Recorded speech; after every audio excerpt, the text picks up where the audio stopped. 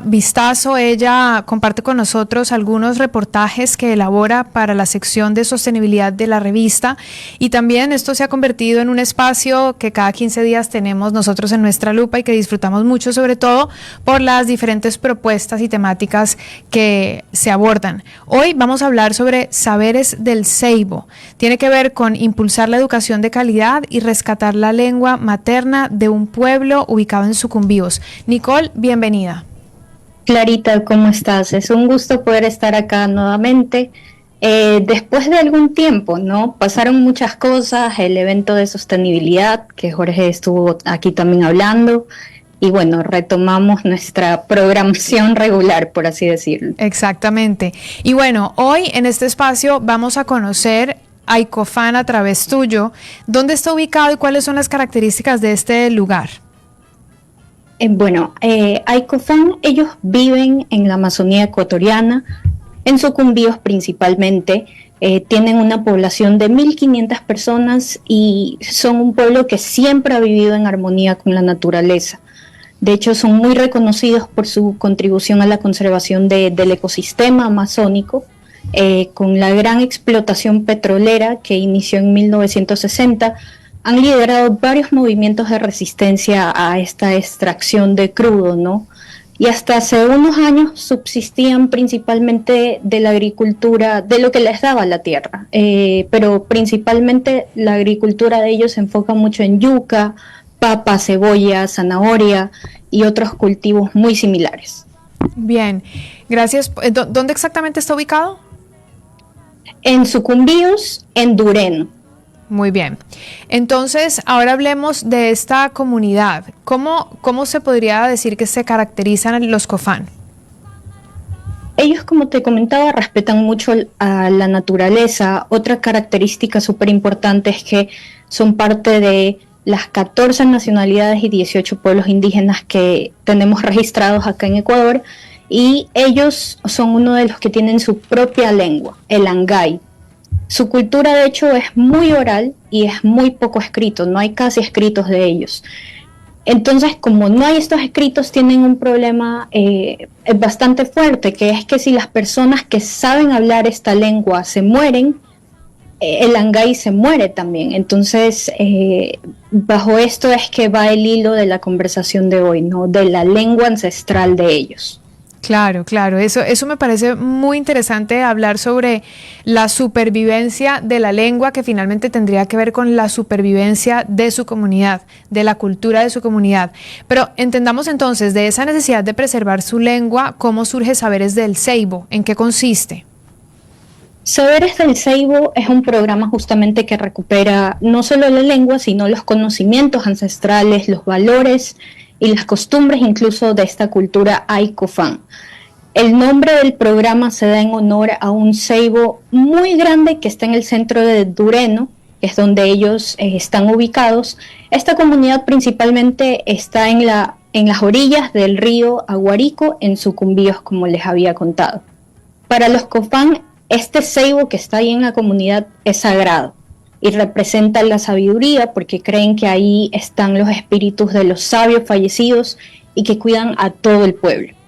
Entonces, justamente a unos pasos de este árbol que te digo está la escuela Guillermo Kenamá, que es donde está en ejecución esta metodología Saberes del Ceibo. Esta metodología fue desarrollada por UNICEF Ecuador, la Secretaría de Educación Intercultural Bilingüe y Etnoeducación, y junto a diferentes representantes de la comunidad. Este es algo súper importante de destacar en el programa, que no es que vinieron e hicieron que lo impusieron, no, sino que fue construido junto a la comunidad. Básicamente crearon un modelo pedagógico con distintas herramientas para enseñarles a los niños, principalmente entre 0 a 5 años, como te decía, las tradiciones de este pueblo, y así evitar su extinción en el tiempo.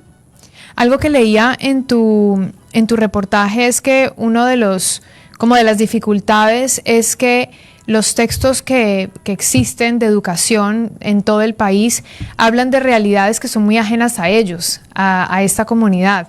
Entonces, parte del programa de EDUSCO, que que en realidad pretende impactar a estos niños de 0 a 5 años tiene que ver con también mostrarles ejemplos de su vida cotidiana, en su propia lengua, ¿o no? Exactamente, como ellos justamente te decía, desarrollaron esto junto a líderes, lideresas, hicieron 14 kits lúdicos para trabajar. Por ejemplo, hay materiales que les enseñan sobre las principales actividades de subsistencia de la comunidad, la agricultura, la pesca, la caza. También tienen materiales para impulsar la estimulación temprana, un tablero para trabajar la lógica matemática, pero también tienen unos muñecos que fueron bordados por las mujeres de las comunidades y son muñecos con las vestimentas tradicionales del pueblo Cofán, que también les sirve no solo para enseñarles a los niños sobre su vestimenta, su cultura, su raíz, sino que también lo utilizan para enseñarles a los niños sobre su anatomía y cómo nadie puede ni debe tocar sus cuerpos. Entonces es un programa muy completo. También se hizo una guía en español, pero también en Angay para que haya este registro escrito que es muy importante. Claro.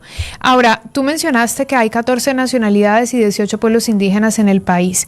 ¿Por qué Aycofán es uno de los sitios que tiene o que necesita una atención prioritaria? Esa pregunta es súper importante. En el 2014 surgió un acuerdo ministerial para implementar el modelo del sistema intercultural bilingüe en centros educativos comunitarios y unidades educativas interculturales bilingües, es decir, colegios y escuelas que tengan una lengua como el Angay. Pero después de distintas evaluaciones educativas realizadas por UNICEF, a nivel nacional descubrieron que los niveles de desempeño académicos más bajos eran justamente las provincias amazónicas como Sucumbíos y algunas partes de la costa, donde justamente hay mayor presencia de este modelo del sistema intercultural bilingüe.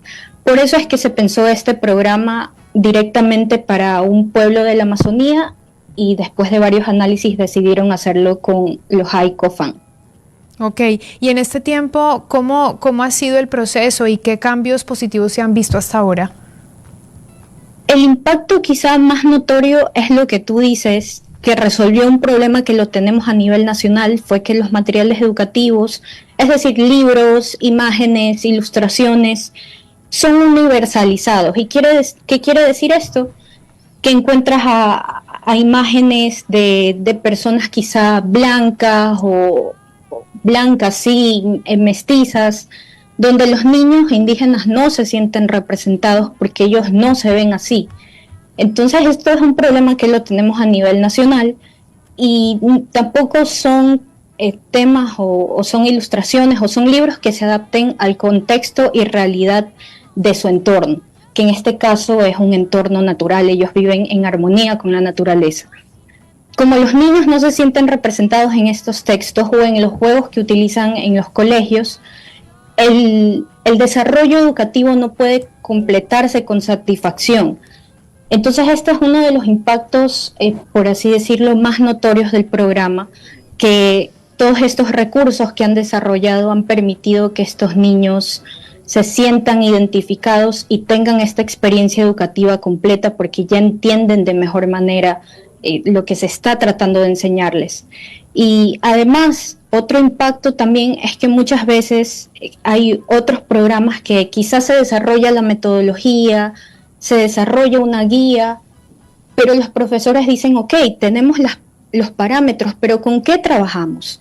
Por eso fue muy importante desarrollar los materiales educativos, porque uno de los desafíos también que tenemos acá en el país es que quizá tenemos la teoría, quizá los maestros, nuestros maestros saben cómo implementarlo, pero no tienen con qué hacerlo.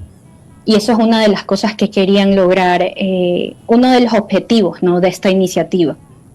Estamos conversando con Nicole Landín sobre este reportaje llamado Saberes del Ceibo, que se habla de o se trata de un proyecto que impulsa la educación de calidad y rescata la lengua materna del pueblo Aycofán, ubicado en Dureno, Sucumbíos. Y esto se desarrolla a través de una metodología de educación específica desarrollada por UNICEF y CEIBE, junto con toda la comunidad, y nos explicaba Nicole que parte de las dificultades de esta comunidad tiene que ver con que su cultura y su lengua están representadas en la oralidad y no en la escritura, entre otros temas como por ejemplo que los materiales académicos nacionales hablan sobre contenidos, experiencias que no los representan a ellos dentro de esta comunidad, y eso es precisamente lo que nos está explicando. Y me parece increíble, Nicole, que se pueda pensar que los niños de 0 a 5 años estén aprendiendo estos conocimientos, porque si no, si ellos no la continúan, ya el angay se va. O sea, es como que ese conocimiento y esa sabiduría y esa lengua se pierde. Es como si se extinguiera, ¿no? Se extinguiría. Rescatar una lengua es relevante porque preserva la historia para estas comunidades, pero entonces, ¿cómo esto guarda valor y utilidad para el futuro?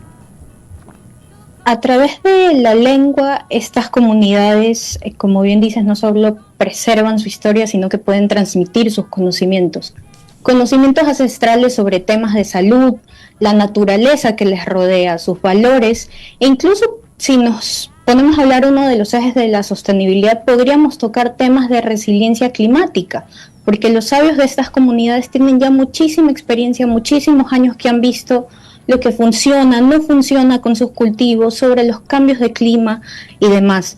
Por eso otro punto importante también que casi se me escapa es que si bien este modelo y estos materiales educativos fueron creados para niños entre 0 y 5 años, la idea es que también no solo se queden dentro del colegio, sino que si una mamita quiere llevárselo a su casa para reforzar cierto conocimiento o lo quieren integrar en una dinámica comunitaria, lo pueden hacer. La idea, como te digo, es también empezar con los niños porque ellos serán los guardianes de su territorio, pero también poder llegar a través de los niños que les comenten a sus padres, a sus abuelos, y que ellos también vayan poco a poco adquiriendo estos conocimientos, ¿no? Claro. Nicole, es muy interesante conocer esta realidad y que realmente de poco se habla, de poco se conoce, y en este segmento es muy bonito conocer que no solamente, pues esto nos lleva a pensar que no solamente esta comunidad vive esta realidad, sino que hay muchas otras que también lo viven y están ajenos. Nosotros tenemos algunas imágenes que me gustaría mostrar, igual yo las estoy mostrando aquí con la revista física para quienes nos ven, no solamente nos escuchan, y están ahí los niños, ¿no? Las mesitas de los niños estudiando, conversando, y en esas miradas inocentes te das cuenta que está todo, en esas miradas de esos niños está absolutamente todo. Así que es muy valioso conocer que hay proyectos que están motivando la preservación de estas lenguas y de estos conocimientos ancestrales, como tú lo dijiste. Es además la característica de lo que ellos piensan como el conocimiento, ese árbol, ¿no? El ceseibo, el árbol de la sabiduría. Por último, pues me gustaría saber si tienes algún comentario final o algo que se te haya escapado que quisieras compartir con nosotros. Sí, que además de esta metodología pensada en los ICOFAN, UNICEF y CEIBE han desarrollado ya 2 metodologías más. Una se llama Los Saberes del Colibrí junto al pueblo Cayambi y la otra se llama Chacana Yachay con el pueblo Caranqui. Entonces es una metodología que esperemos que se siga replicando en más pueblos y nacionalidades indígenas. Y lo que más me impactó al realizar este reportaje fue lo que hemos hablado, ¿no? Cómo esta metodología ayuda a que la educación esté aterrizada al contexto de cada niño y que pueda verse representado en los materiales de aprendizaje. Yo simplemente me pongo a pensar en qué sentirá un niño que ve a alguien igual a él en los libros que lee, en los libros que utiliza. Deben sentirse muy bien y les debe ayudar a este proceso educativo.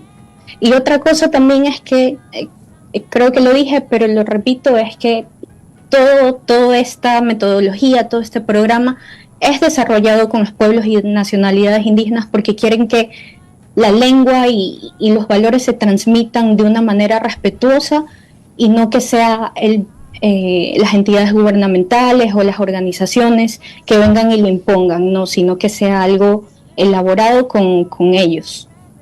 Qué interesante sería, Nicole, que no solamente ellos recibieran esta información por las imágenes que estoy viendo de la página de UNICEF y de tu reportaje, que también los otros niños que viven en ciudades, en urbes, recibieran esta información.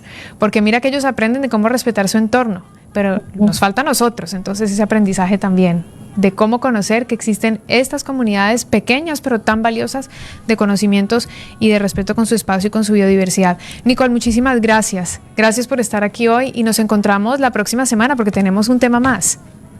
Nos encontramos la próxima semana y justo la próxima edición es de las 500 mayores empresas. Entonces es una edición bastante importante para Vistazo en el año. Se las recomiendo a las personas que les gusta estar al tanto de los temas económicos, de los temas industriales, empresarios.